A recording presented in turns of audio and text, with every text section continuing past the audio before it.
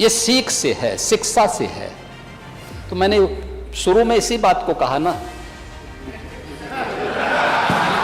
ये विरासत में नहीं मिलती। और बाबा साहब भीमराव अंबेडकर भी इस बात को कह चुके हैं कि दलित समाज को आप शूद्र मत बोलो। और आपने तो बाबा साहब भीमराव अंबेडकर जी के प्रति किस प्रकार का व्यवहार किया था तो जग जाहिर है। रामचरितमानस की रचना जिस कालखंड में हुई थी उस समय महिलाओं की स्थिति क्या थी? आखिर विरोधी दल से जुड़े हुए समाजवादी पार्टी, विरोधी दल को मैं दोषी नहीं दे सकता, सॉरी, मैं समाजवादी पार्टी से ही कहना चाहता हूं। ढोल गंवार सूत्र पशुरानी सकल ताड़न के अधिकारी। राम की धरती है, कृष्ण की धरती है, गंगा यमुना की धरती है, संगम की धरती है। जिस उत्तर प्रदेश वासियों को गौरव की अनुभूति होनी चाहिए, आप उस पवित्र ग्रंथ को जला करके क्या देश और दुनिया में रहने वाले 100 करोड़ हिंदुओं को अपमानित करने का काम नहीं कर रहे हैं?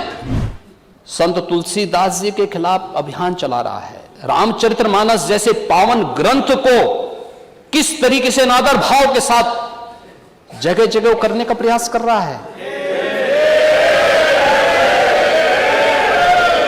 और महोदय, यह चौपाई है कहां पे? अगर आप रामचरितमानस के सुंदरकांड में जाएंगे तो सुंदरकांड में यह प्रसंग तब आता है जब भगवान राम 3 दिन तक समुद्र से लंका में जाने के लिए रास्ता मांगते हैं और रास्ता नहीं मिला। तो पहली चौपाई तो मैंने पहले बता दी थी, जब उन्होंने कहा कि भय बिन होई न प्रीति।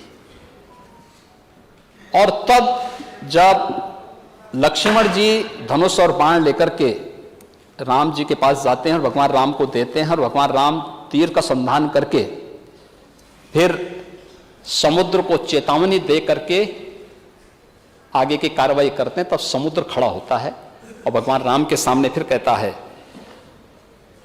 महोदय ये वही पंक्ति है, प्रभु भल कीन मोई सिक दिन ही मर्यादा पुनि तुम्हारे कीन्हे। ढोल गंवार सूत्र पशुरानी सकल ताड़न के अधिकारी। अब ये सीख से है, शिक्षा से है। तो मैंने शुरू में इसी बात को कहा ना, ये विरासत में नहीं मिलती।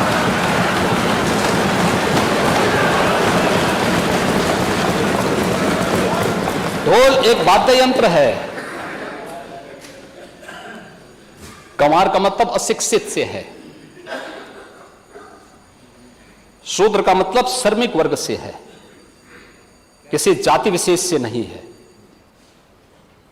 और बाबा साहब भीमराव अंबेडकर भी इस बात को कह चुके हैं कि दलित समाज को आप शूद्र मत बोलो। और आपने तो बाबा साहब भीमराव अंबेडकर जी के प्रति किस प्रकार का व्यवहार किया था तो जग जाहिर है।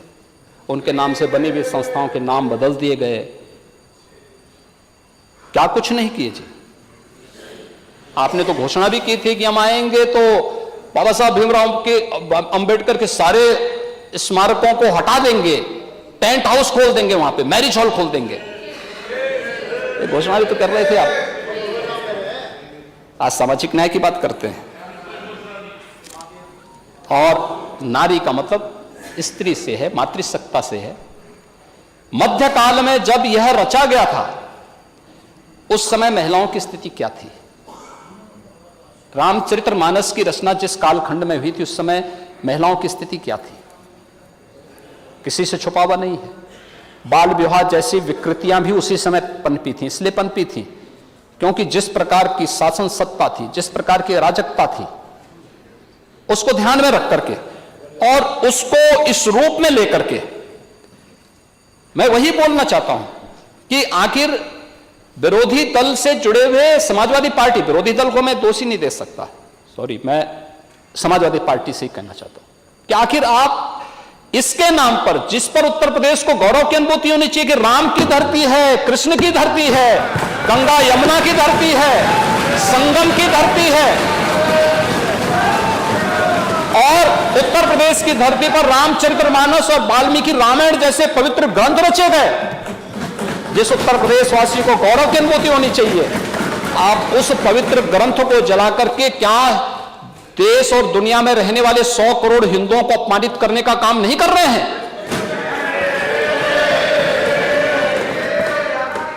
और इस प्रकार की अराजकता को कैसे कोई स्वीकार कर सकता है? कैसे कोई स्वीकार कर सकता है? और इसलिए महोदय, मुझे तो केवल एक पंक्ति याद आती है, जाके प्रभु दारुण दिखती ना ताकि मती। विरासत में तो नहीं मिली थी, लेकिन जो बचा कुचा था वो भी स्वाहा। और अटल जी ने इस संबंध में बहुत अच्छी बात कही थी। वह कहा था उन्होंने, हिंदू तन मन हिंदू जीवन, रग रग हिंदू मेरा परिचय।